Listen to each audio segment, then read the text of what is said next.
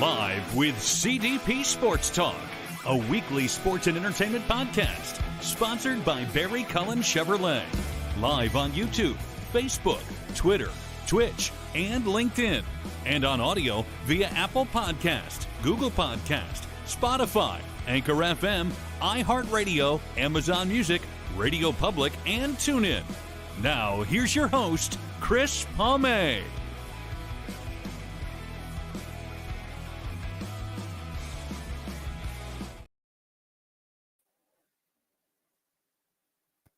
Good afternoon, everybody. On this Monday, November 6, 2023, welcome to Live with CDP Sports Talk, sponsored by Barry Cullen Chevrolet Dealership at 905 Woodlawn Road West in the Guelph Auto Mall. Check out barrycullen.com for the newest selection of new and pre-owned GM vehicles, or give them a call at 519-824-0210, or email them at info@barrycullen.com. Live with CDP Sports Talk is on weeknights from 8 p.m. to 9 p.m. on radio station WQEE 99.1 FM in Metro Atlanta, the home of Southern Talk and Sports. Good afternoon, everybody, and welcome to Season 7, Episode 1 of Live with CDP today. And my guest, this will be his record 8th appearance on my show, and he's a friend of mine, and I met him a few years ago, actually 4 years ago, at Elite Sports Tours at a Packers-Eagles trip, and his name is Pat Gregoire. He's from Quebec, Canada, and he's also an analyst with the Halifax Thunderbirds of the National Lacrosse League, as well as the TSN Game of the Week for the National Lacrosse League. 1 second, I'm going to bring on Pat. Good afternoon, Pat. How you doing? Doing good, Chris. I'm very proud and honored to be on here for a record 8 times. Always fun hopping on, talking lacrosse, talking all different sports with you. Plus 2 live interviews I've done with you, one in Hamilton and one in Buffalo. So yes, this is you're technically right. Your 10th appearance. So you're the Bill Belichick of my guests. That's good company. I will take the comparison to Bill Belichick. So how are things with you? Can't complain, Chris. Believe it or not, man, we are less than a month away from kicking off the NLL season. Training camps opened up over the past couple of weekends. So I'm enjoying a little bit of the downtime, although things with Coolbet very busy, because give it a month, we'll be back in the nest in Halifax for our first NLL game of the week, actually a doubleheader. And then next thing you know, it's going to be full swing of the NLL. It's going to be a lot of fun. It should be a great season. Okay. Before we get to the National Lacrosse League, I just wanted to talk to you for a few minutes about the Buffalo Bills and the game last night against the Cincinnati Bengals. And I just wanted to get your thoughts, being a Bills fan, on the loss to the Cincinnati Bengals and dropping to 5-4 on the year. Yeah, it was a tough one for the Bills last night. I think, to be quite honest, a lot of people expected the Bengals to come out with a victory, to be quite frank, with just how well they've been playing and historically over the last couple of seasons, how well this Bengals team has played against the Buffalo Bills. But a hard-fought battle indeed, I tend to agree. But I think it continues to open up a lot of questions about where this Buffalo team not is only right now, but where they're heading now at 5-4, sitting outside of a playoff spot. We know the injuries are amounting on the defensive side of the ball, but Chris, they only gave up 3 points in the second half to a red hot Joe Burrow and the Bengals team. The defense did their job in the second half. Once again, though, the Bills offense could not find ways to muster up offense to get into the back of the end zone. In that first quarter or first drive, they look great. Up tempo, was spreading the ball all around. Josh Allen looked great. After that, they just went stagnant. And I know a lot of folks around Bills Mafia today are really questioning not only the future of Ken Dorsey, because I think even last year when I talked to you, Chris, on this program, or I should say last summer or whenever the last time I was on, I was expecting and hoping a change at the offensive coordinator position. That still hasn't happened. I don't know if we get a middle of the season change, to be quite honest, but I do think now there's a lot of growing concern and some additional pressure on Sean McDermott. If you waste another year of Josh Allen in his prime, you're wasting another year of Stephon Diggs in his prime. it's concerning. And I know you're missing a lot of really key pieces on defense, but that's the game of football. You got to find ways. The defense has done a good enough job considering all those pieces done. It hasn't been the defense that'll let this team down. It's been the offense. Now, being a Buffalo Bills fan, I think you're not happy about losing to the Bengals, but to me, Cincinnati right now might only be 5-3, but to me, they're playing as well as anybody in the National Football League. And Joe Burrow looks like the Joe Burrow that took the Bengals to the Super Bowl 2 years ago. What is my concerning is, if I'm a Bills fan, is the losses to teams like the Jets, the Jaguars, and the Patriots. And that Patriots loss could come back to haunt the Bills for a playoff spot at the end of the year. You know what? I mean, even when you look at the Jags, it was a tough loss. The Jaguars aren't 6-2. It's 6-2, top of their division. They've really turned things around after a bit of a shaky start. So I wouldn't even put them in it, but I totally agree. That loss to open the season against the Jets, the loss to the Patriots, really backbreaking. Almost losing to the Giants, allowing the Buccaneers to kind of hang around. Very concerning, no doubt about that. And now you can see looking on the outside or looking on the inside from the outside in a playoff position. Luckily for them, the Dolphins lost yesterday. Again, this Miami team not being able to find ways to beat top echelon teams. The Jets, though, sitting at 4-3, they have an opportunity tonight to go to 5-3 with a win over a very suspect Chargers team, a really weak defense. And I think that this Jets team can give a lot of fits to Justin Herbert and this Chargers offense. The division is certainly not out of reach considering where the Dolphins are. But I think the thoughts of winning your division, not even a top of mind right now. Right now, what it is getting this offense back on track to what we saw near the start of the season and figuring out a way how you can get this offense going. Because I know I said the defense played really well in the second half and they've showed some strong capabilities. But if this Bills team is going to make it into the playoffs, if they're going to make a push here, they're going to have to win by their offense. The defense, despite playing probably better than expected right now because of the injuries, it's got to be the offense. And a lot of pressure not only rests on the shoulders of Josh Allen, but I think it's Ken Dorsey. And I think a lot of people are upset with Ken Dorsey, the way that he's been calling a lot, and I tend to agree. I've been on this train for a long time. But for me, is McDermott behind a lot of this? Is he the one saying we can't play up tempo all the time? We got to rest our defense because our defense is so banged up. We got to, limit possession for the other team. So a lot goes into it, but I totally agree. I think the writing was on the wall a few weeks ago when they just barely got past a couple of bad teams and then lose to the Patriots. It's not over by any stretch of the imagination. There's still a lot of football left, but they have a tough stretch, a tough schedule coming by that they're going to have to pick up a win here or there against some pretty high caliber football teams. One thing I wanted to say about the Miami Dolphins, Pat, is the first half they were god-awful against the Chiefs, but the second half they outplayed Kansas City. If they had applied that for the whole game, I believe they would have beat Kansas City. The Chiefs are a great team, don't get me wrong, but they're not unbeatable. And as for the Bills, I mentioned this to somebody on Twitter last night.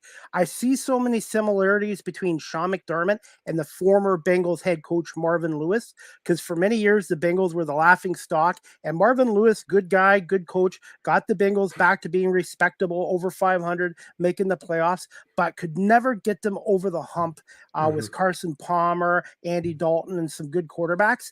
To me, this is what Sean McDermott's remind me of. He's a decent coach, but I don't think he's the one that can get the Bills to that next level, in my opinion. Yeah, it's starting to look that way, isn't it, Chris? And I think that what Sean McDermott has done over the past few years has been remarkable.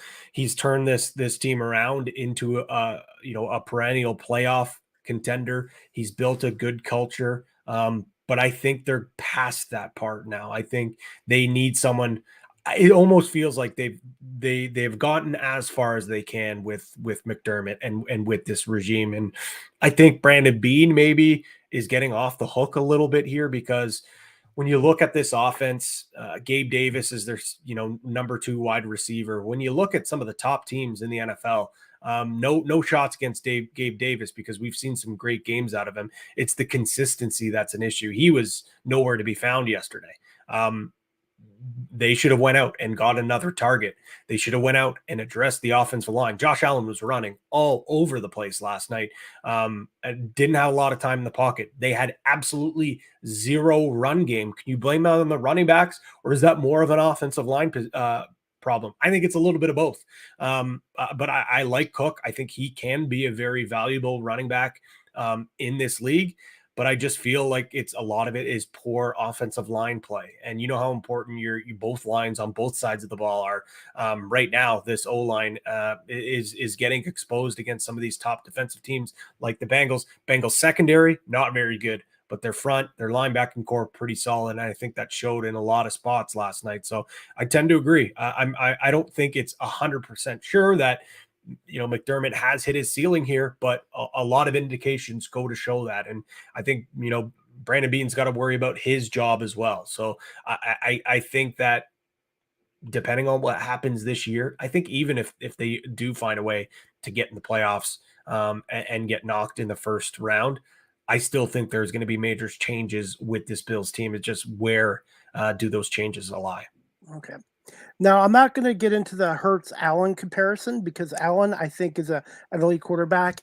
But Jalen Hurts, I think the Eagles have set him up for more success. They've given him the running game. He's obviously got great mobility, but they've also given him the weapons in Devontae Smith, A.J. Brown, Dallas Goedert. He has a lot more to work with than Josh Allen, other than Steph Diggs, who's his number 1 target. Yep. And I think they've also done, the Eagles coaching staff has done a better job in coaching up and getting Hurts ready to become an elite quarterback in this league. And Josh Allen, I just think since Brian Daboll left, I think Allen's still a great quarterback, but they haven't done a good enough job coaching him up and given him the proper schemes to make him successful. And I don't think they've given him enough weapons other than Stephon Diggs, who's their most reliable receiver.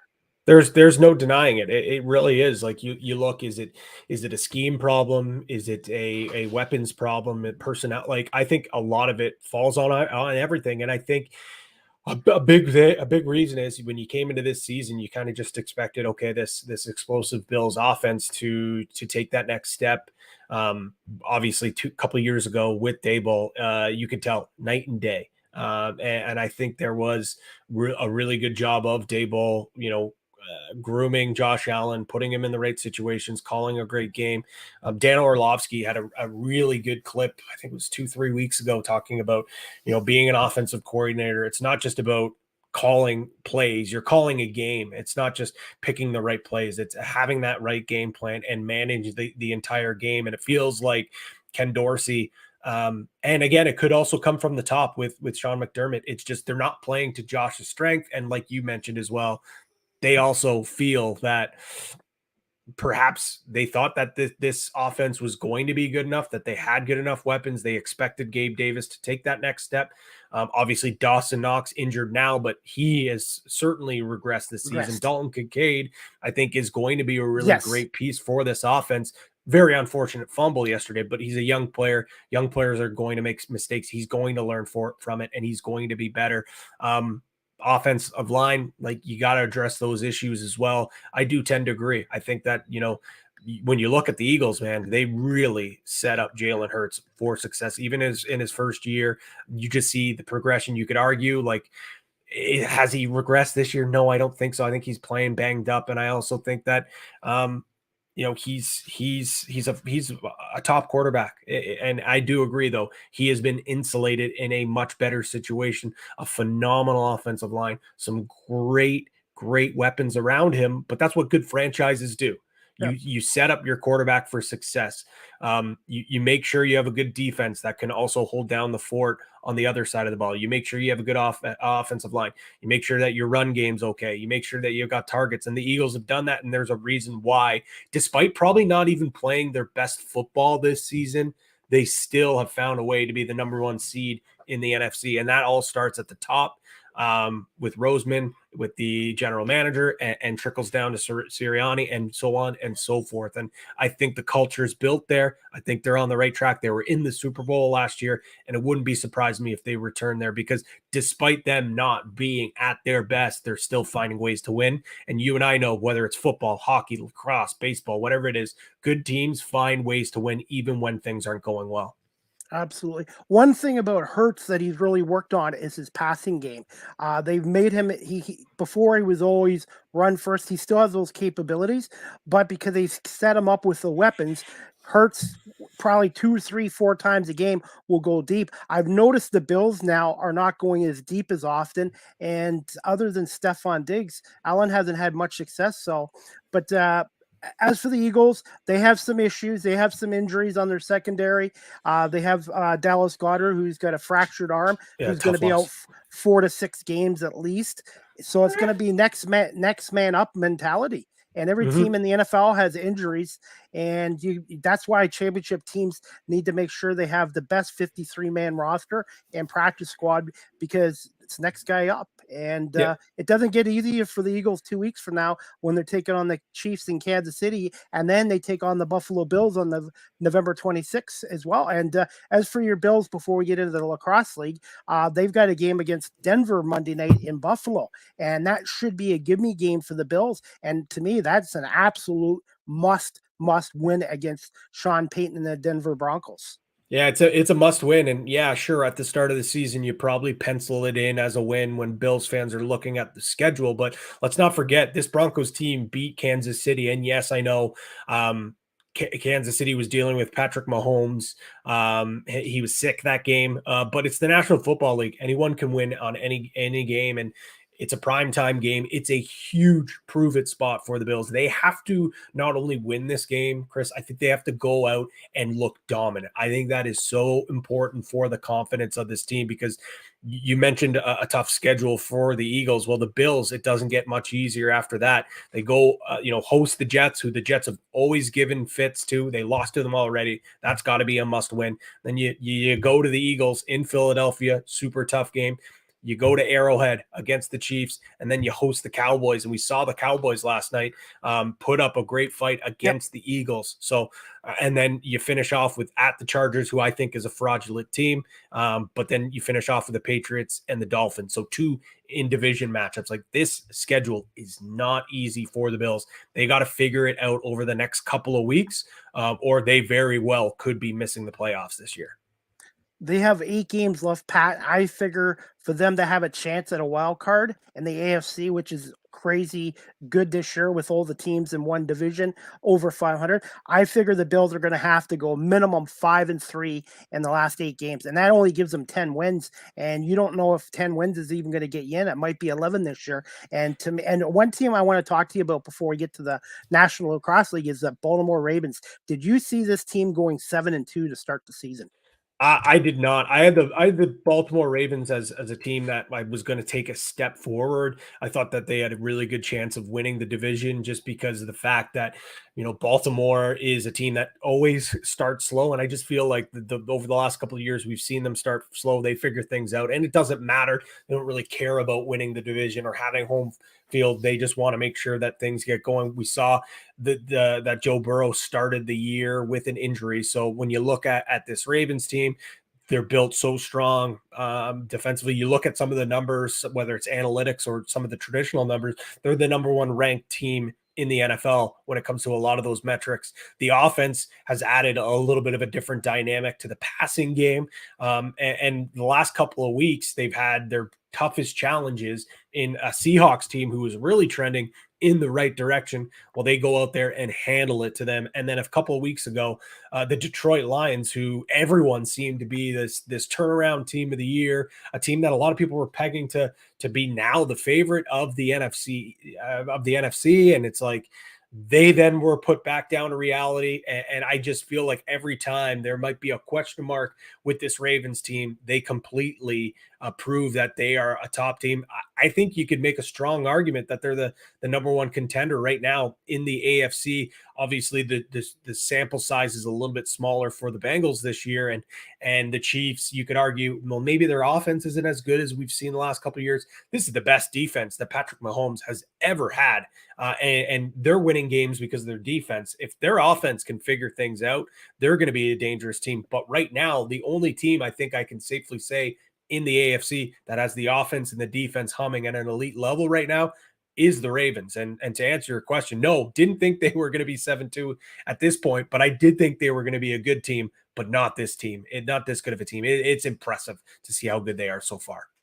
And look at the job Doug Peterson's done in the Jacksonville last year, and then this year 6-2. That's another team I wouldn't count out because Doug Peterson just knows how to win. Obviously, a Super Bowl coach with Philadelphia. Trevor Lawrence, I think, is getting better, and that's another team too. The AFC is not going to be a walk in the park for the Kansas City Chiefs this year.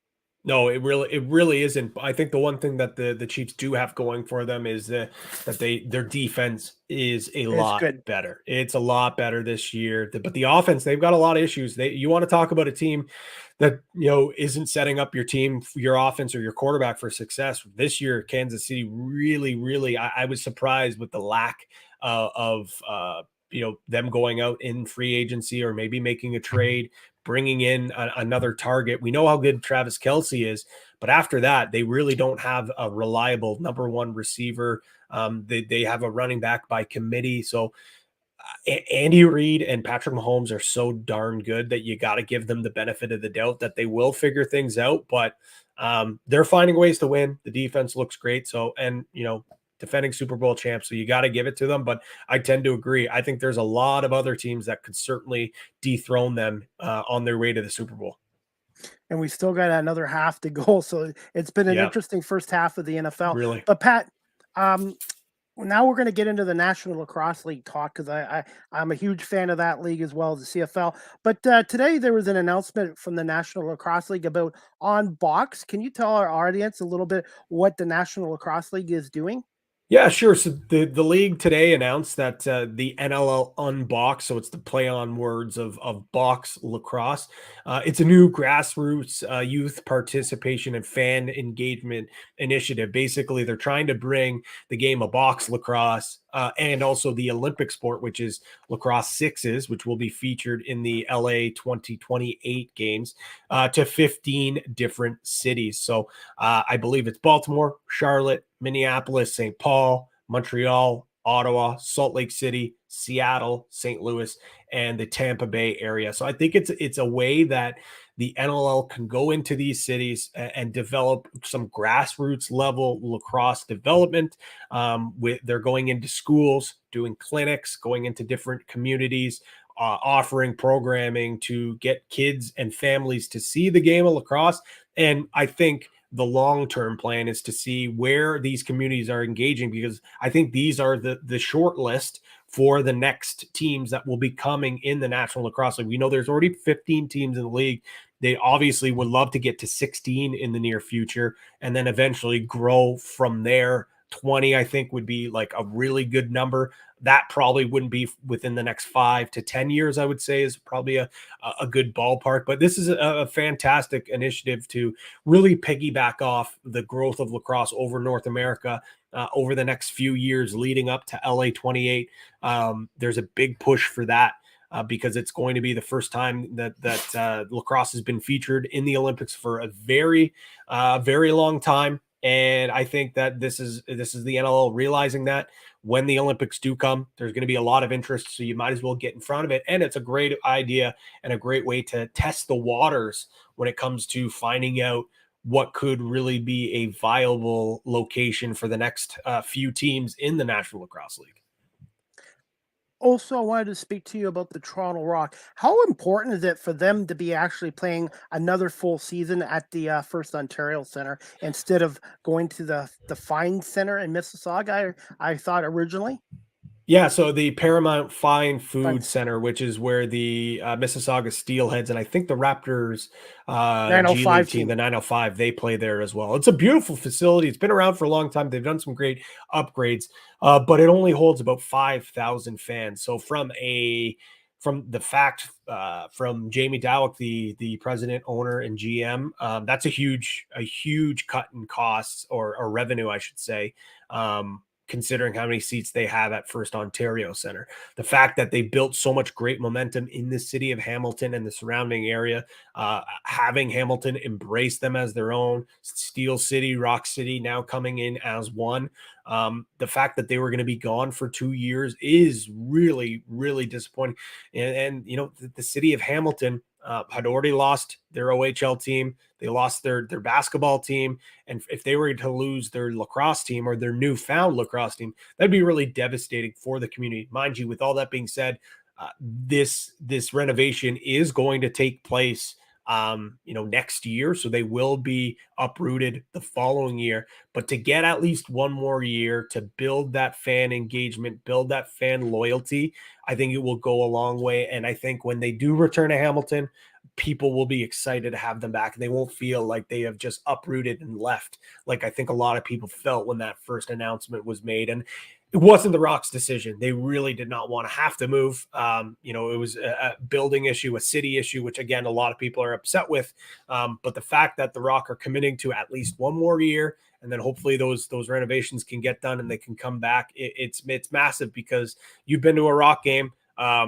It's really starting to build momentum, and one day they would love to be able to say that they're a fan base that, I don't think you could ever rival Banditland, but for them to be a top fan base and have an atmosphere like they were close to building would be only huge for this Toronto Rock franchise.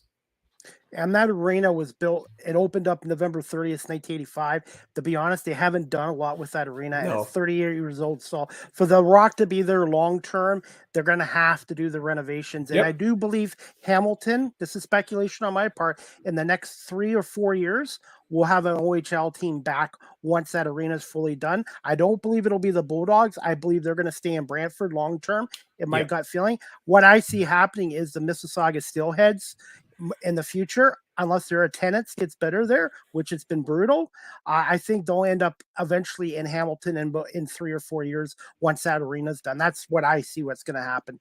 Yeah, and that seems to be a lot of the rumblings going on, is that Mississauga, there's a good chance that, they could find their way to not just Hamilton. Like, I think there's a chance they're going to move somewhere, because you're right.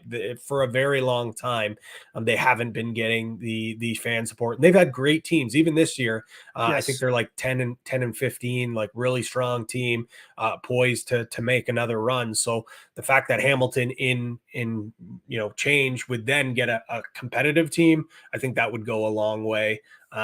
But obviously, we're still a little whiles away from there, considering the building hasn't even started their construction or anything like that. I agree. I love that arena. Don't get me wrong. It's got a great atmosphere, but it's due for a facelift and can use definitely some upgrades. I know that some press box, or not press box. I mean, they probably will redo the press box. Oh, that's brutal, that press box. I know you're not a fan. I know you're not a fan, but I know they're going to build some luxury boxes, so there won't be as many seats in the building. I think some of the upper bowl will be taken away. Not all of it, but some of that will be taken away. They're going to build some luxury boxes and things of that nature. So the building will be a bit smaller. They're going to redo the concourse. It's going to be beautiful, and it's going to be great for the city of Hamilton. And that's why it's great that at least one of those tenants, like you said, committed to staying long term, and that just so happens to be the Toronto Rock. And wouldn't it be a great send off if the Rock could find a way to win another championship in their last year in Hamilton for the next couple of years, and maybe the next time they return in 1 or 2 years, they can hang an NLL Cup banner at the newly minted, newly renovated First Ontario Center. And speaking of arenas, I love the KeyBank Center, but it opened up in 1996, and they haven't done much with it. And I know the Pagulas own the Buffalo Bandits, so I'm hoping in the next couple years, because the Sabres and Bandits play there, and that arena gets so much use, they do some upgrades as well. And I think it only makes the Bandits a stronger franchise with more amenities in that arena as well. Yeah, I think over the years there have been some minor, upgrades in terms of like facelift, new seats, some of the concourse. But yeah, you're right. For the last, it is a little bit outdated when you look across, and that's a National Hockey League arena too, right? There are some buildings that are getting up there in age, but they put the money in the off season and upgrade a lot of things. It also only will help, bringing in more concerts, which I know they get a ton of. The NCAA every couple of years they'll always do like a regional. So if you improve that, it's only going to bring more attractions to that venue, and that's just great for the community, great for the city itself, and of course for the actual tenants themselves, like the Sabres, like the Bandits. It'll keep people coming back and wanting to watch those games. Speaking of the Bandits, I had John Gerkler on last week. Yeah. Nice 45-minute conversation with him. And I just found out from John that Randy Mearns will not be with him this year. He's got a new partner. So how much did you know of Randy Mearns and your experience with him in his time as the Bandits color analyst? So Randy Mearns is an absolute legend of the game of lacrosse. Whether you know him as a player with the Bandits, him as a coach in NCAA, coached Canisius College, coaching St. Bonaventure's University as well. Started that program, has really turned it that fast into a strong program. Coached internationally with the field lacrosse Team Canada team many times.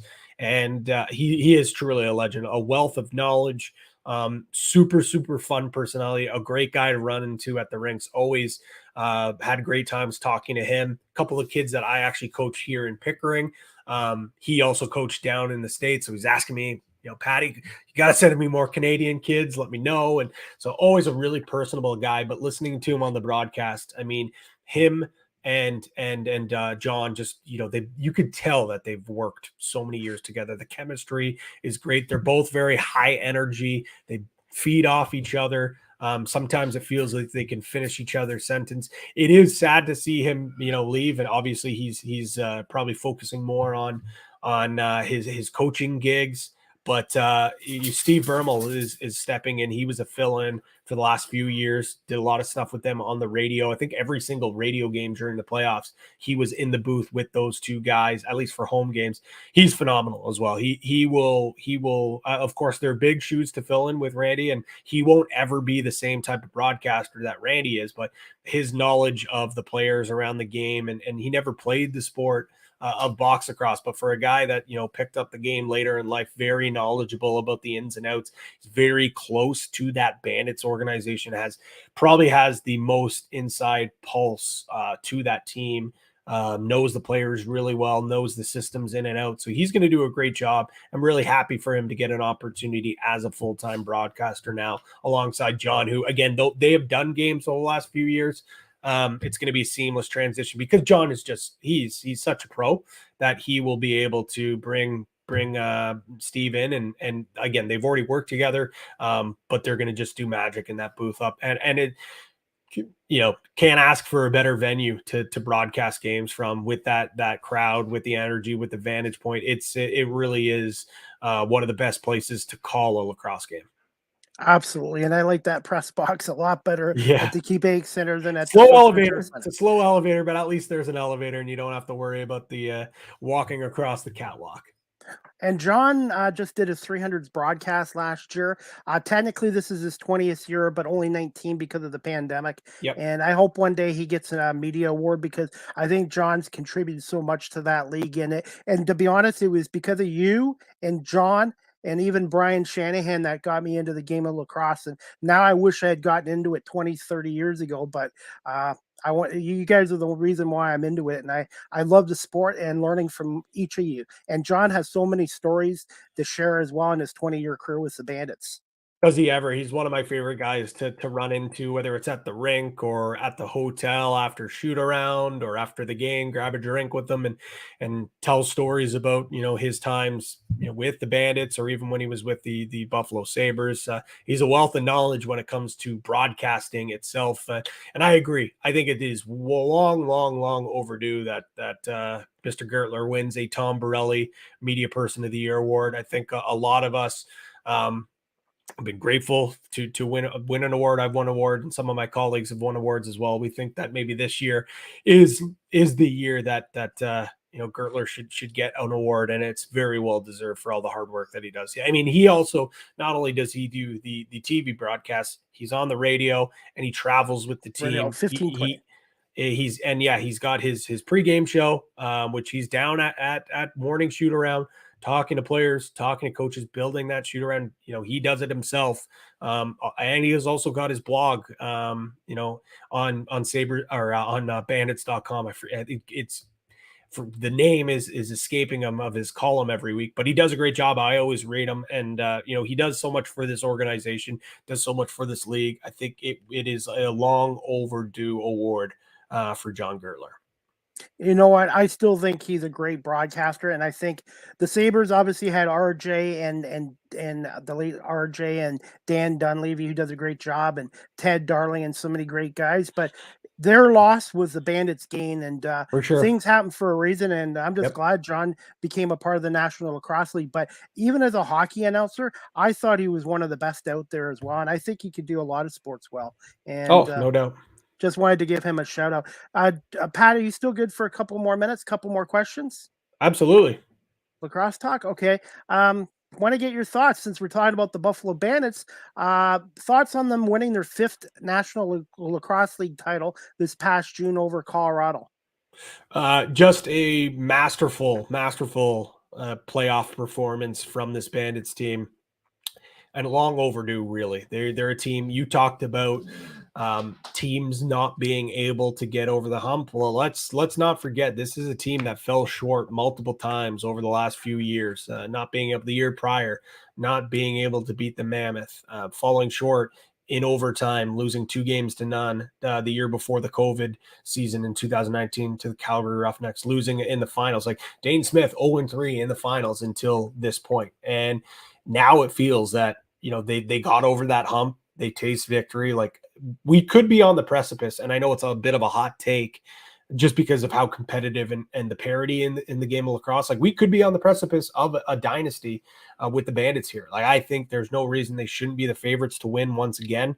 As long as Matt Vince is in between the pipes, as long as Dane Smith and Josh Byrne are on that offense and the defense is as tough as nails, like, they should be a team that has the championship window that's wide open right now. What they were able to do in the playoffs to win their first round against Rochester and really take it to them offensively, then beat the Toronto Rock in 2 straight games, and then go into Colorado or win game 1, have that adversity in game 2, getting beat pretty good at that physically. They just looked really discombobulated, and it really felt a lot like almost deja vu what we saw in the previous season when Colorado was the ones who got the last laugh in game 3. But then one of the most dominant performances I've ever seen from top to bottom in a championship game. Just steamrolled Colorado, a great Colorado team at that. The offense was clicking, the defense was impeccable, and Matt Vince really put on an unbelievable performance. It was great to see. So happy for Bandit Land, the fact that they finally got a championship in so many years. The city of Buffalo itself was really hungry for a championship. Dane Smith getting his first championship, etching his name into some of the greats. John Tavares winning his first championship as a head coach. Really happy for that organization. And I think this could be the tip of the iceberg here. I think that, they're only, I really do believe that there's an opportunity for them to make some noise here and win a few cups in a row. Do you see any similarities to the Bandits team in 92, 93 that won back-to-back, and then again in 96? You know what? It's tough for me to say. I was only 1 year old, but I mean, I am Okay. a, Uh, I am a lacrosse. Like I just still go back, watch those. I know the names. They're all legends. Like you look at the teams, it's tough to say the league was a little bit smaller. There weren't as many teams.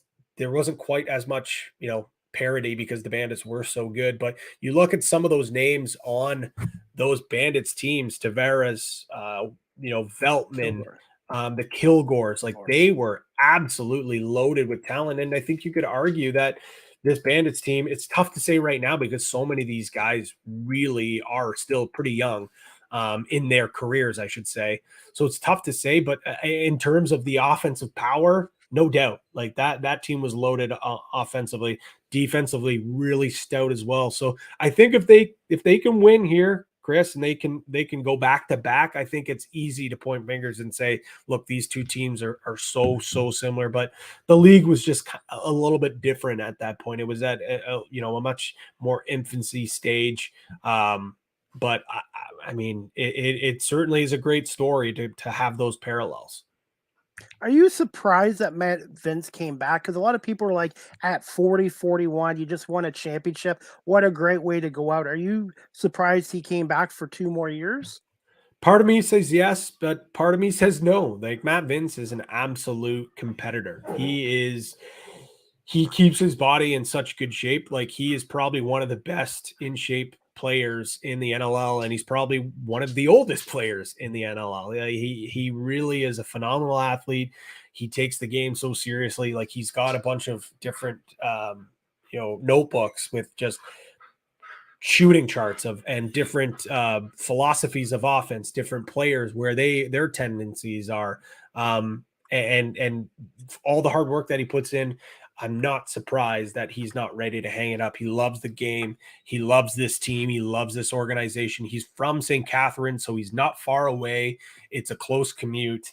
I think that him signing a multi-year deal. I think a lot of people are like, oh, he's like he could still retire after this year. I think it's just the stability and the option for him to have that is what was important for him. So I think that's a big part here, but I'm not really necessarily surprised because I also think he sees the group in front. If this was a team that had a bunch of older guys on it and this was their last kick at the can, and you felt like there was going to be a lot of turnover, maybe he then rides off into the sunset. But the fact that they just signed Dane Smith for another 5 years, Josh Byrne is nowhere even close to even passing his prime. You look at the defense, so many young pieces, Ian McKay, even on the offense with Dogan Anacoke, Brandon Robinson, Chris Cluche. This is a young core group. So he knows that within the next 3 years, they have an opportunity to win more. He probably wants to add another couple of trophies, a couple of rings to his resume, and then he'll hang them up. Definitely a lacrosse Hall of Famer. I wanted to ask you this, Pat.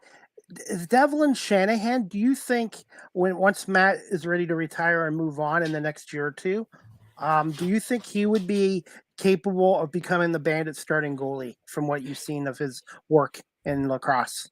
It's really tough because anytime that you have a legend like Matt Vince to be the next one is so difficult because let's be honest, there aren't any many other goalies that were the ilk of Matt Vince. He's going to go down as one of, if not the greatest goaltender to play the game of box lacrosse. With that being said, Shanahan's still young, but he, in other leagues in the summer, whether it's the Western Lacrosse Association with Nanaimo, whether it's him and Mimico in his junior A career, he's proven that he can be a starter. He just needs to do that at the next stage. I also do believe that Shanahan can be a reliable starter one day. I also think Matt Vince recognizes that, maybe Shanahan's not ready quite yet. Didn't want to put the Bandits in a bad spot, retire, and then you force Shanahan into a role where he's probably not quite ready. I think, and it's crazy to say because Matt Vince is a guy that always wants the cage. Maybe not this year, but if he doesn't return next year, I think maybe we see Shanahan with some more starts. We see him to start getting more opportunities to see what you have. Because let's be honest, as much as we think Matt Vince could play until he's 50, he's not going to. He's going to have to retire eventually, and you need to know. That's also why I think they went out and got Orleman. They figured out that, if Shanahan's not the guy, they need to find someone. So it's a really interesting battle right now for the backup position. And it's not so much a backup position, it's the heir to the throne. It's going to be the next guy that steps in after Matt Vince. And I don't think there's a bigger shoes in the National Lacrosse League right now than the next guy to fill in for Matt Vince. I think Shanahan has the pedigree to do it. It's just, one, is he going to still be around? Is he going to want to go find another opportunity? Like if Orleman beats him out in camp here, does Shanahan go to the Bandits and say, I don't want to be on practice roster. I think I should be battling for a position. Maybe that's the case. Maybe not. Maybe he's okay with being on practice roster because he thinks that, in a couple of years, he's going to be able to battle for that job and that starting role with the Bandits. Pat, I wanted to ask you this as well. Obviously, each NLL team has 3 preseason games. Why is there a reason why the fans are not allowed at the preseason games? Is it just because the cost of having to bring security ushers and opening the food stands? Because I think certain cities like Toronto and Buffalo would probably draw pretty good, decent crowds for preseason lacrosse games. Yeah, so obviously a big reason goes into the fact that if you open up the venue, and it's not that it's a league rule or anything. It's okay. It's if the teams want to. So for example, the Toronto Rock have 3 exhibition games at the Toronto Rock Athletic Center in Oakville. Okay. That's open to the crowd. You can go to those. I think it's just you have to bring a non-perishable food item if you do want to go there. I know Halifax is in Six Nations at the ILA at the Iroquois Lacrosse Arena. Same thing. Bring a non-perishable food item. You can watch those games. So those are obviously lower budget arenas. With the Toronto Rock owning that building, doesn't cost them anything to open that up. I know the Vancouver Warriors, I think they initially were planning on having a game in their crowd. I know Calgary used to. I don't know if they're doing it this year, but Kurt Malosky, the new head coach of the Vancouver Warriors, what he loved doing is the last exhibition game, have it open to the public, have the game presentation, have the lights, all that stuff, because it kind of simulates a real game for some of your rookies, and they can get that test. They can get that taste. Yes, it's not a true game, but it's not, going from playing in an empty arena at the Langley Event Center to then going into a building like Banditland, or going into even Vancouver into a great crowd, and you kind of get overwhelmed as a rookie. So that's one thing that Malosky, I thought, has done a great job. I think we'll see more and more teams do that over the next years, but you nailed it on the head at the start. It just costs a lot for these teams to open up the building. You got to pay the security people. You got to, pay, success or concessions, all those type of things. So it goes a lot into it. It would be nice that more teams can, and more teams I think will eventually, but at least the ILA for some games, and some games at the Toronto Rock Athletic Center. If you go to each of their social media channels, the schedules be up there. So if you or anyone watching, listening back to this podcast, want to go see an exhibition game in either Six Nations or Oakville, head to those social media, whether it's Toronto Rock or the Halifax Thunderbird, and you'll be able to see their preseason schedules there. And the Bisons have an open practice this Saturday, November 11th from 10 a.m. to 12 p.m. at the KeyBank Center, and an autograph session. And I guess John Tavares is going to be talking to the fans. So the Bandits are doing something for their fans as well, which I think they'll probably get 10,000 people to show up at the KeyBank Center on Saturday morning for a practice. Yeah, that's something that they've done for a long time. And it's a tradition that they like doing. I know the fans love doing it. They get to meet some of the new faces, see some of the old faces. And the fact that, I think the championship trophy, the NLL Cup, probably will be in the building. I think they'll be really excited, and it will only kind of build up more hype. I don't necessarily think like these events are great. Don't get me wrong. These events though aren't to bring in new fans. These are kind of to like reward your season ticket holders, your fans that have been there for a long time. Although it would be a great opportunity for new fans to come out and see this. But I mean, if you're going to go to a Bandits game, if you're going to go to an NLL game, go to a regular season game and really see the game presentation. They do such a great job. But with that being said, if you're in the Oakville area, if you're around Six Nations, and you've got an opportunity to go see a preseason game, absolutely, why not? Bring a non-perishable food item. You're helping a good cause, and you're also seeing some great lacrosse. All right, Pat, last the question about the Bandits, and then we'll talk a little bit about the league in general and Halifax. But what are your thoughts on Dane Smith getting a 5-year contract with the Bandits? I thought there was a limit on how many years in that league, but I guess they gave him 5 years. And in terms of players over the years you've seen, Pat, where do you rank Dane Smith up there, the Kitchener, Ontario native? It's, I'll start with the contract. It's one of the bigger contracts that we have seen in recent years. We've seen a couple of big 5-year contracts. I believe Brad Cree and Challen Rogers of the Toronto Rock signed a 5-year deal. Chris O'Riglieri of San Diego, a young up-and-coming goaltender, signed a 5-year deal. I think it was an 8-year deal for Cody Jamieson. I think it was about 10 years ago now. He signed a big deal. So we have seen 5-year deals in the past, but this is usually the biggest deal that we normally see. And why wouldn't you lock him up? You ask, where does he stand on the all-time greats? Like, it's tough to say because he still has so much, gas in the tank just in his early 30s. We've seen lacrosse players play up into their 40s. The fact that we could see Dane Smith play for another 10 years, like, John Tavares, his goals and his points record seem virtually like untouchable at some points. And I don't know if he's going to be able to get to I think it's 1,750 or something close to that nature. Yeah, it's quite remarkable. But I think when all's said and done, there is probably going to be a conversation if Dane Smith is, one of the greats. The thing with him is so unique. It's his size and his athletic ability. We haven't seen too many players be his size, be as fast as him, be as athletic as him, while also still being so highly skilled. It's remarkable. I mean, you look at a guy, like John Grant Jr., he was a huge body, had probably some of the most creative hands and vision, and was such a special talent, but he wasn't quite as up and down, shifty, as fast as Dane Smith was. Dane Smith obviously didn't quite have the hands and the creativity that a guy like he has. It's really tough to say. I don't know where I could put him now. I think he's got to be, after winning that championship, he's got to be in the top 10. But when all said and done, he could be a top 3 guy. He could be a guy that's in the conversation for a Mount Rushmore position. It's so hard to tell because, there's so much time left. And even another guy in the league, I mean, he's only been in year 2, but Jeff Teat comes to mind. Like, this is a guy that's putting up really historic numbers for his first 2 years. Where does he land? Championship obviously has to come. I think New York is going to make some really good steps forward. But they're still a far ways away. I think the championship that Dane Smith has added to his resume is only going to help him at the end of his career to decide where he comes of the all-time greats. Absolutely. And last thing about the Bandits, Pat, John Tavares, we know he's a Hall of Fame lacrosse player, but where do you rank him as a head coach and the job he did last year with his Bandits team?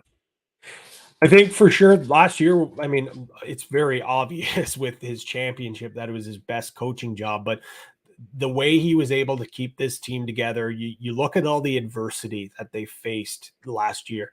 This Bandits team, this core, really never faced much adversity at all. This year they did. So many injuries. Dogan Anacoke was out for an extended time. Chase Fraser seemed like he was in and out. Brandon Robinson, a big grit grinder lefty, a guy that was, they brought in, he was finally that missing ingredient, a guy that can crash and bang. Well, he gets injured, out for the year. He then now is able to, the piece that he was really excited, him and Steve Dietrich, the general manager, were excited to bring in, taken away, Chris Cloutier in and out. So he was finding ways. Like, he had Dylan Robinson, Brandon's younger brother, a guy who was junior age eligible, a defender, playing offense for some games. Adam Bomberry, a stay-at-home defender, had to play offense because they were just so short, and they figured out ways to win. They had some tough losses. The Albany one that I mentioned, them going out to San Diego, losing, that's another one that pops out. But the way that he was able to keep this team together, keep that belief in the locker room, and a lot of people said that, when you look at this Bandits offense, well, there's only one ball to share. Who's going to get their touches? Dane needs his touches. Well, Josh needs his touches. Dogananico's a guy that the ball needs to be in his stick to drive and engage. Well, he made it sure that all those guys bought it. And there was no butting heads in that locker room. At least it didn't seem like it, especially in the playoffs. Everyone bought in. They didn't care who scored. As long as the black, orange, and white were scoring, they were excited. And you could see that cohesion in that group. That locker room was so tight. Those guys loved each other on and off the floor. And it all starts from the top. And I think John Tavares did one heck of a job having that team believe, and not just believe, because look at all the studs on that team, especially offensively. The fact that he had them buying into the system the way that he knew they had to play. They couldn't play like they did in years past, where they blow everyone out in the playoff or in the regular season, and then come playoffs, you can't play that brand of lacrosse.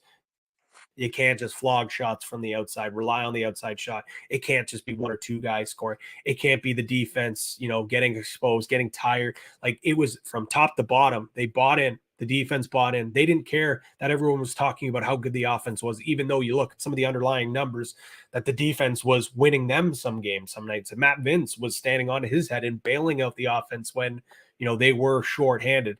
I think it's really, really, really goes, I don't want to say unnoticed, but the fact that they're just so talented on the floor, that the work that John Tavares did in the locker room and in the preseason and all that belief that he built up in the team and keeping them together during the season, I think it does go unnoticed just because of how talented they were on the floor.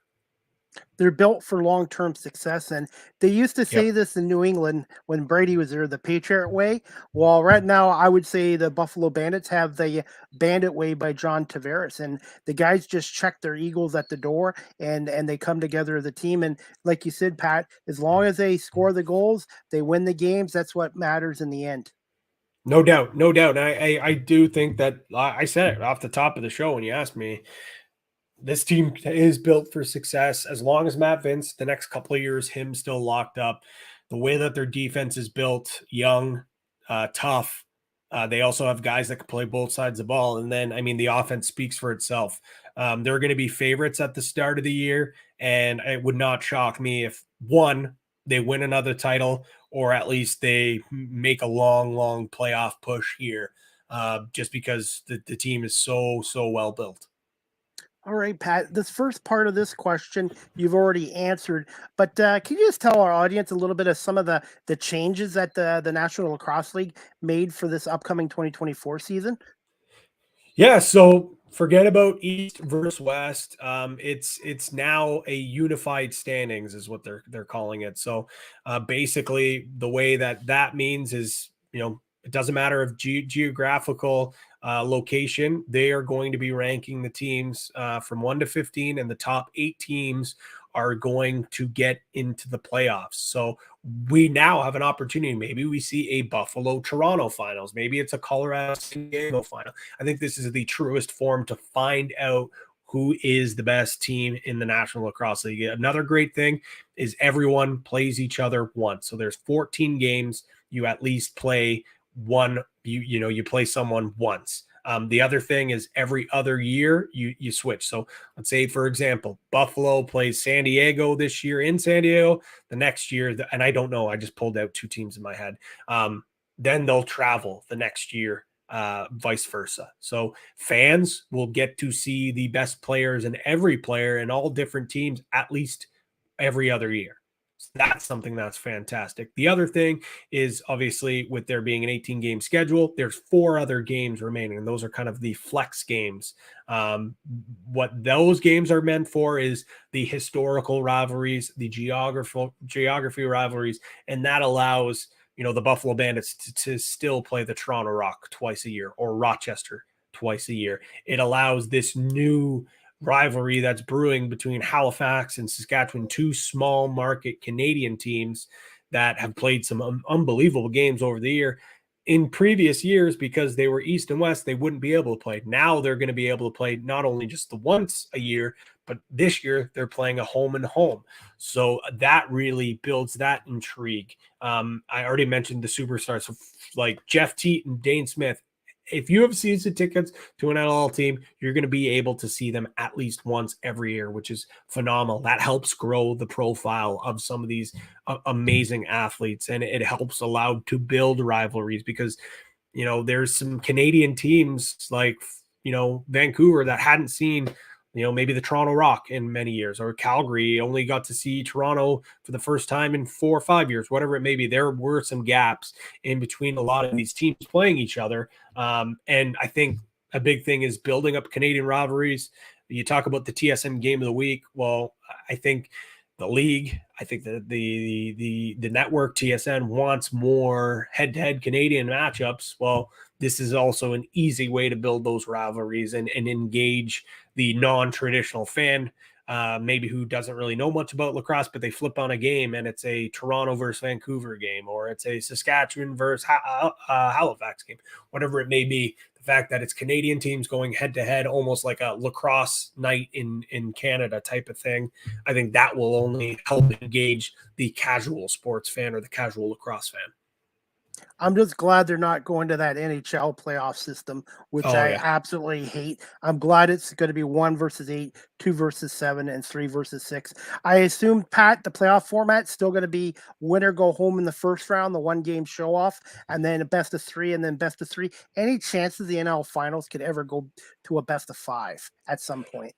I think that's the plan eventually. I really do. I think it will probably won't happen for another few years, maybe 2, 3. Okay. But it's definitely something that the league want. Right now, the issue is they don't want to extend the season too long. One, you have the Premier Lacrosse League, which is the professional field lacrosse league, which a lot of players also play in that league. So you don't want to extend too far into their season. But also the thing is, season goes longer. You lose interest, you lose engagement. It starts to get warm outside.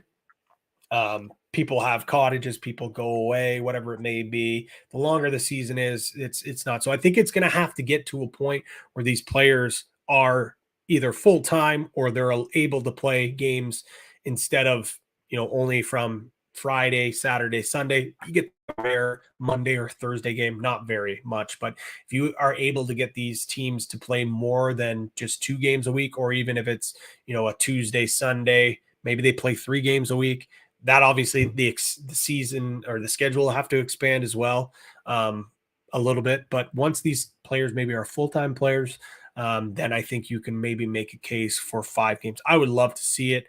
I think it's I'm glad it's moved to 3. 5 would be fantastic, but I think we'll get to a point where maybe it's 3, 3, 5, or 7 would be amazing. I think we're still a little far away from 7, but I think you're right. I think you're onto something. I think we could see it in the not so near but near future. Absolutely. And before we wrap this up, Pat, you're a color analyst for the Halifax Thunderbirds.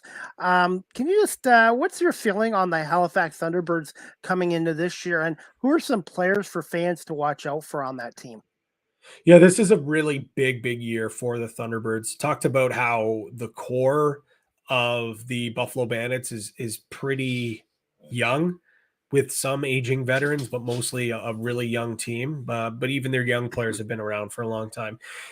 The Halifax Thunderbirds are a little bit in a unique situation. They have a relatively young core, but then they also have some older players as well that are near the end of their career.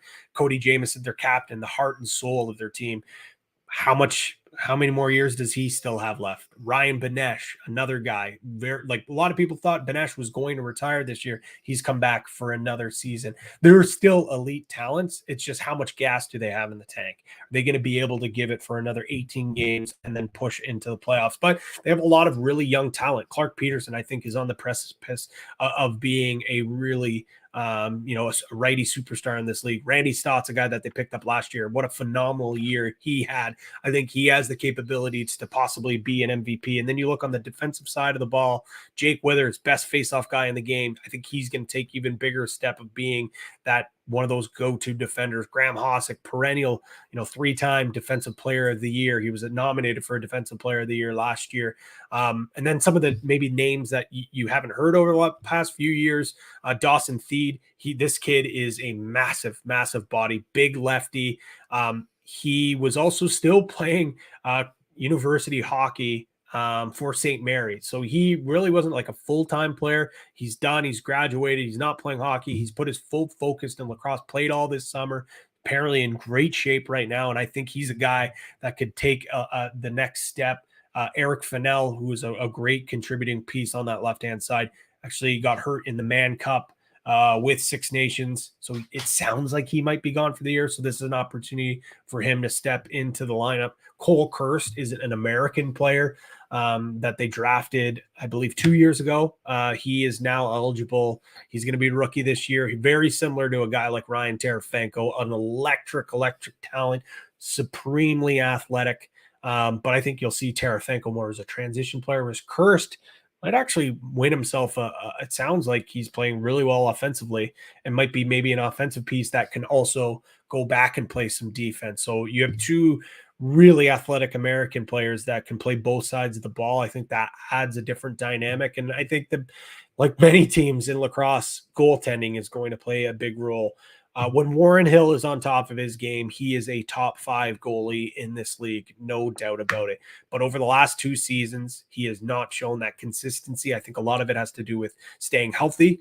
But he goes through these stretches over the season where, he just can't put a full 60 minutes together. And I think if he can figure things out, get back to how he played in 2019, the COVID shortened season, he was phenomenal. In my opinion, he probably should have won goaltender of the year, or at least been right up there.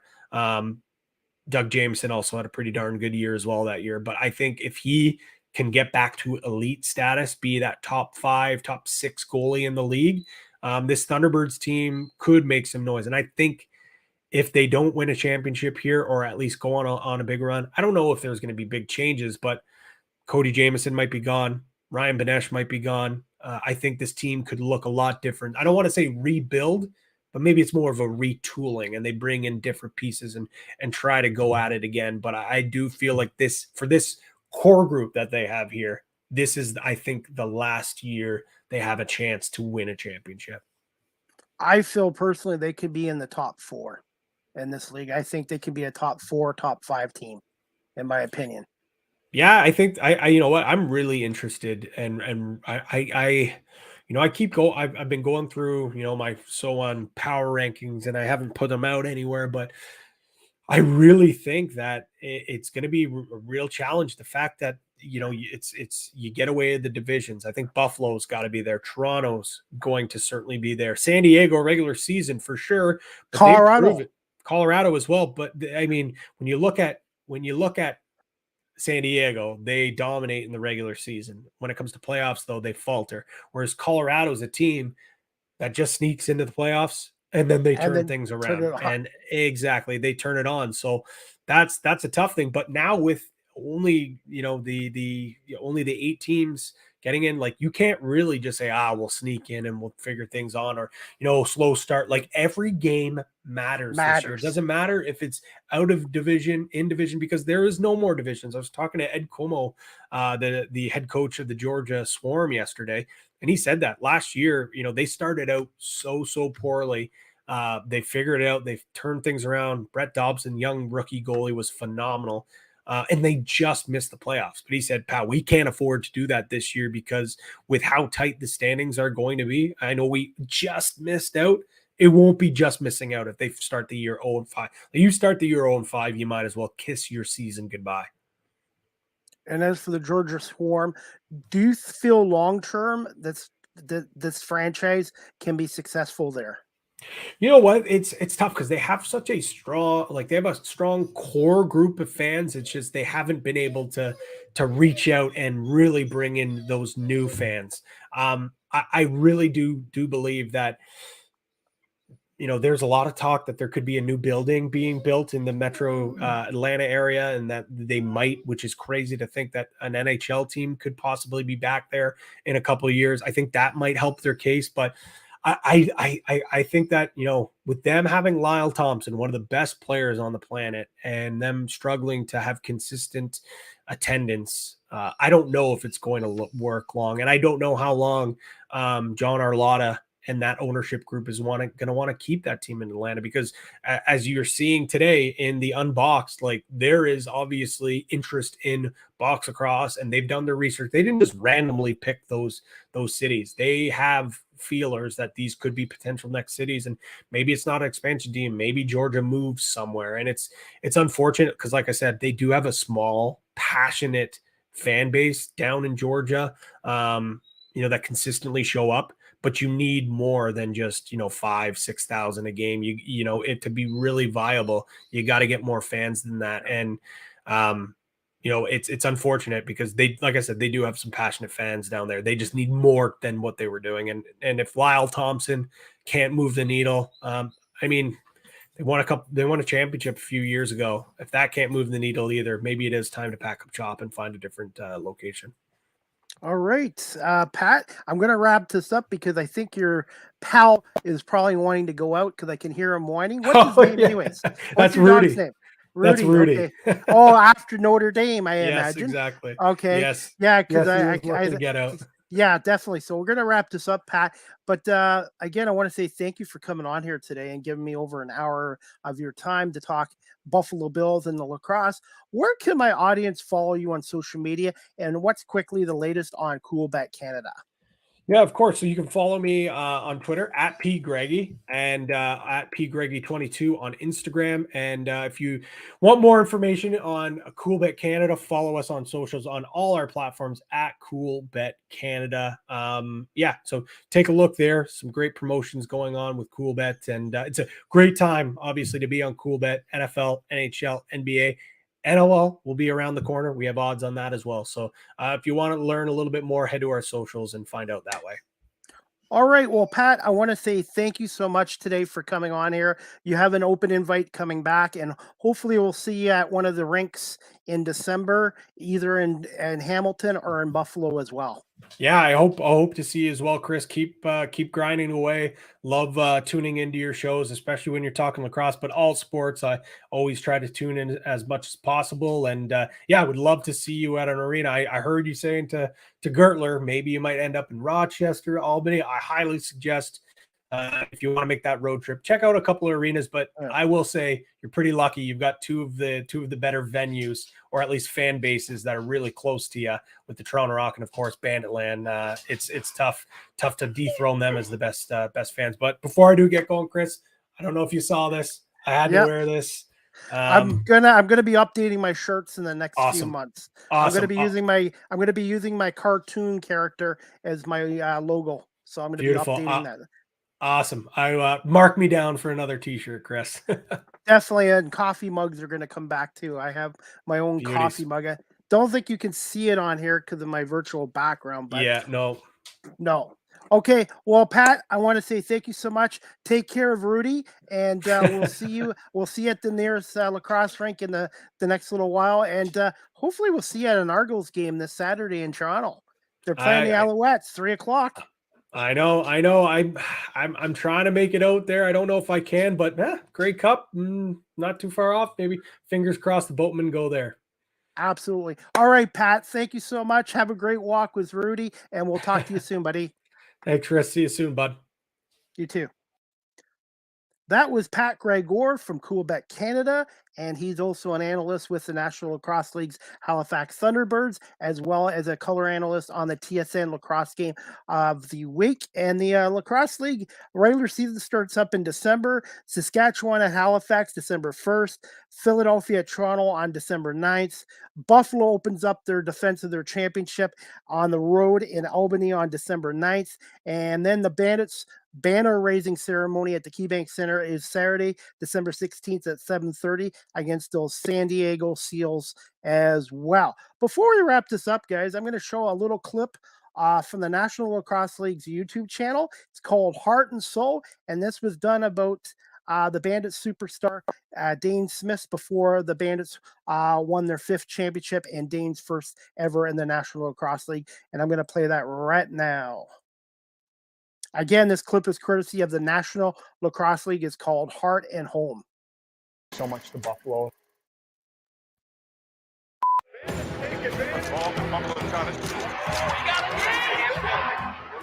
Teams Smith with his first of the night in the NLL standings has Isaac Gandon another life day.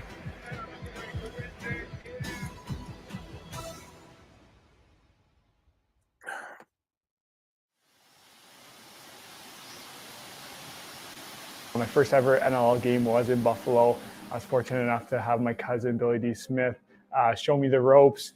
He took me to my first ever game. It was packed out house. He ended up fighting that game, taking me to the dressing room afterwards. I got to meet all the guys. It was an unbelievable experience. And then here I am today building a house in Buffalo. Buffalo's pretty much home to me now. I want to give back as much as they give to me. They took me in as a 19-year-old kid coming into Buffalo, and at first I was like, oh, okay, it's a little bit rougher, it's tough. But then as it's grown on me, the city's grown. They love their sports, win or lose. It's a community, and you see that with so many different things, whether it be the Bills, whether it be the Sabres, whether it be the Bandits. They love the sport so much, and they just want to win. I just want to win, and it was a great fit right off the hop, and I'm looking forward to bringing a championship, hopefully, to Buffalo soon. You don't see many guys, especially in the sport world, stay on the same team, whether it be hockey, lacrosse, basketball, whatever it may be. That they kind of tend to bump around, but Buffalo is a great fit from the start. Last year, when I won MVP, to me, it wasn't a huge accomplishment. I don't know why. It was maybe because I've gotten older and I want to win a championship so much. What meant the most to me is how my teammates spoke about me, and I want to give back to this community. And right now I'm trying to actually build lacrosse for little kids and a travel team here in Buffalo. So eventually, hopefully that grows and they're the next ones up. Buffalo's always given to me, whether it be me putting up something for an auction just to give back to somebody else, but they've always supported that and they've always given to me. So now I want to give back to this community, and Buffalo has so many talented lacrosse players or athletes, period. And you see so many talented players go to Canada to play or to Rochester to play. And I want to keep them here in Buffalo because I think that there's so much talent there, but they don't have the coaching to kind of take that next step. And I want to be there for them to kind of make them take the next step. And it's exciting. It's a different part of me. It's hard because you're not out there. You can't control it on the floor. But that being said, it's the next step for me to grow as a player because I want to teach the next generation to be the best they can be. I've teamed up with Evo Shield for the past 2 or 3 years now. It's been awesome. It's meant the world to me. I've always been the type of player that likes to be different, and they kind of gave me that ability to be different. They're an up-and-coming equipment factor, but that being said, that they're growing so fast, and I just wanted to be a part of it. What I love about this company is that they give me full range to communicate to them, and they listen to me. They give me full range to be like, hey, I think we should tweak it here, or this has got to be a little bit different, but the comfort level in these arm guards is like none other. The ability to put on an arm guard and customize it to you, there's nothing out there like that. So it shows that it's different than any other company, and it's pretty cool to see. And I think communication between us two is huge. They have a player like myself being able to tell them, okay, we need more padding here, or we need less padding here. I've always wanted to be a part of a sponsorship where they take my ideas and we learn from each other, and the equipment molds to you, and there's nothing been done like that before. And I know a lot of players are excited about it, especially myself. I know people don't like to talk about themselves, and I'm one of those people. I credit all my success to the people around me. You can't be the player you are unless the people around you make you better. And I think this organization makes me better. The city of Buffalo makes me better. And Evo Shield gives me the ability to feel freely about the way I wear my gear.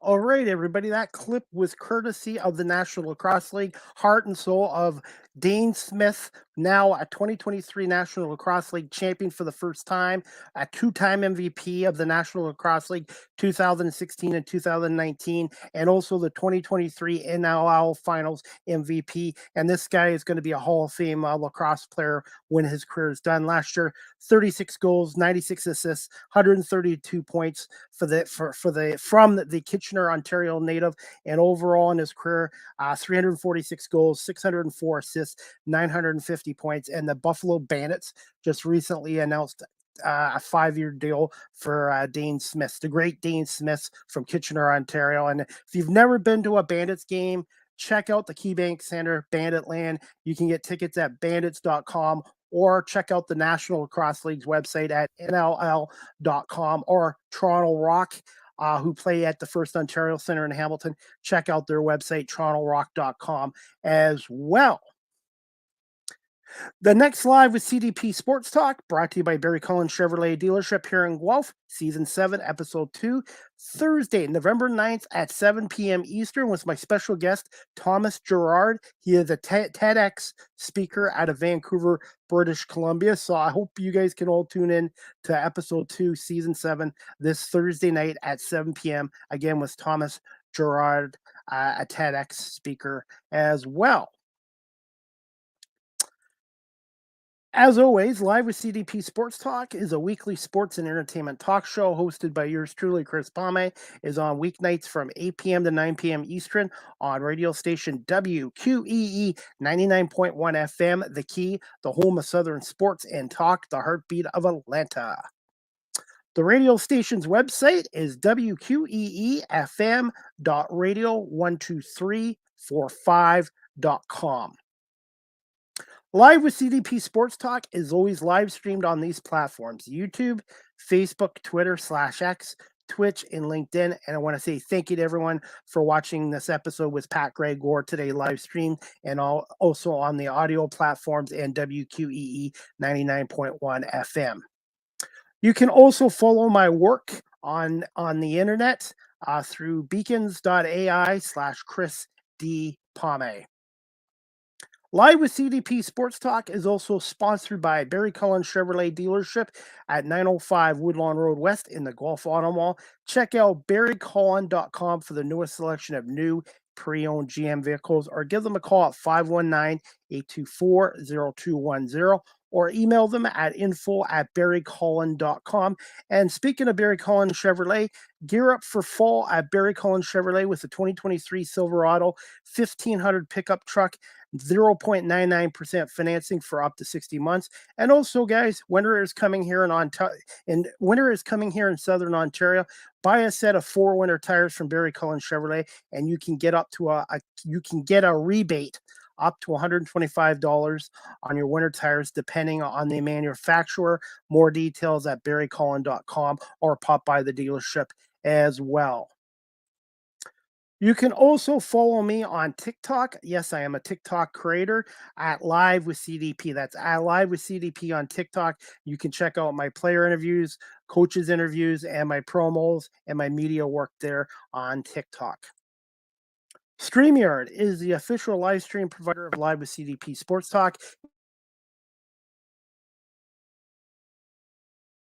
If you're into webinars or podcasting such as yours truly, check out StreamYard.com.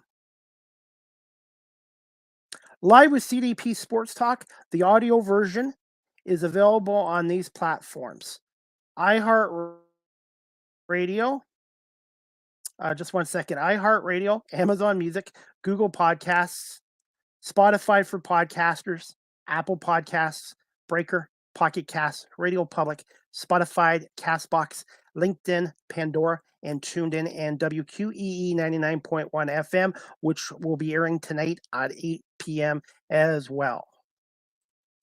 You can also reach me at email. You can contact me through email or phone via my email address, cpalme19@gmail.com, or you can text the show at 519-820-7188. Comments, questions, suggestions, any kind of feedback would be greatly appreciated as well. And I'm also on all social media platforms, Facebook, Twitter, at Chris D. Palme. Instagram, and also please subscribe to my YouTube channel, Chris Palme, live with CDP Sports Talk, and on LinkedIn. And for those people who have subscribed to my YouTube channel, I'm up to 235 subscribers and counting. Thank you so much as well.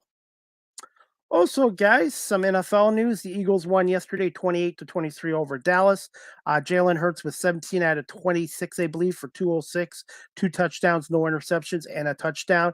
And the Eagles are now 8-1. Dallas is 5-3. The Eagles are now on our bye week, and their next game is not until Monday, November 20th at Kansas City. So a Super Bowl 57 rematch against the world champion Chiefs at Arrowhead Stadium in 2 weeks' time for now. And the Eagles have some injuries on their secondary, and also the tight end Dallas Goedert has a forearm injury, a fractured forearm. So Dallas Goedert's going to be out probably, I'm guessing, 4 to 6 games. So he'll be out a little while. That's a huge loss. But the Eagles do have pretty well 2 weeks off, and hopefully they can get some bodies back for the Kansas City game. And the Eagles have a nice cushion in the NFC East, 2.5 game lead over Dallas as well. Credit to the Dallas Cowboys. As much as I disliked them, I thought they played a great game yesterday. Both teams were sloppy with penalties and stuff like that, but Dallas almost pulled that out at the end. It was nerve-wracking for us Eagle fans, but I thought Dak Prescott played one of his best games in his career, other than the 2-point mishap where he stepped out before he got there.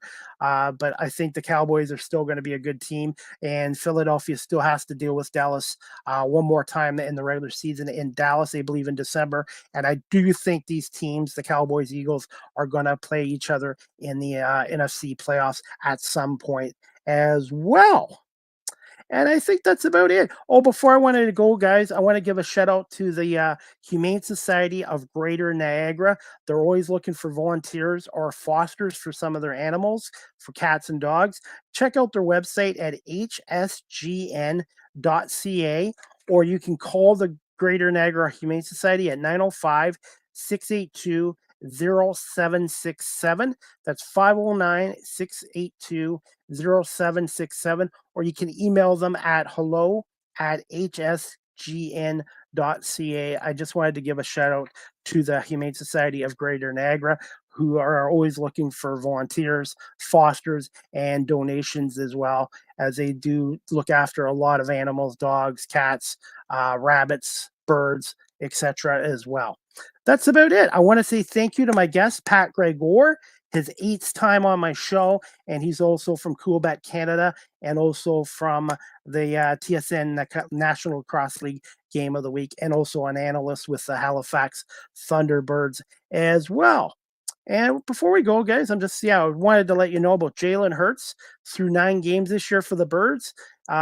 He's got an NFL best record, 8-1. He's completed 68.9% of his passes, 2,347 passing yards, averaging 260.8 per game, 15 touchdowns, 8 interceptions, 316 yards rushing, 7 rushing touchdowns, 3 fumbles. Hopefully he can get that cleaned up going forward. 22 total touchdowns and a 97.0 quarterback rating. And what can you say about Jalen Hurts? 25-2 in his last 27 starts. And the Eagles under Nick Sirianni, since he took over as the Eagles head coach in 2021, 31 wins and 12 losses. And as always, go Birds, fly Eagles, fly. Again, thank you to everyone watching this live streamed on my audio platforms and on radio station WQEE 99.1 FM. I hope everybody has a great evening, and we'll see you here Thursday night at 7 o'clock for Season 7, Episode 2 of Live with CDP Sports Talk, brought to you by Barry Cullen Chevrolet and on WQE 99.1 FM with Thomas Gerard, a TEDx speaker out of Vancouver, British Columbia. Have a great rest of the afternoon, everybody, and also enjoy the Monday night game tonight between the LA Chargers and New York Jets.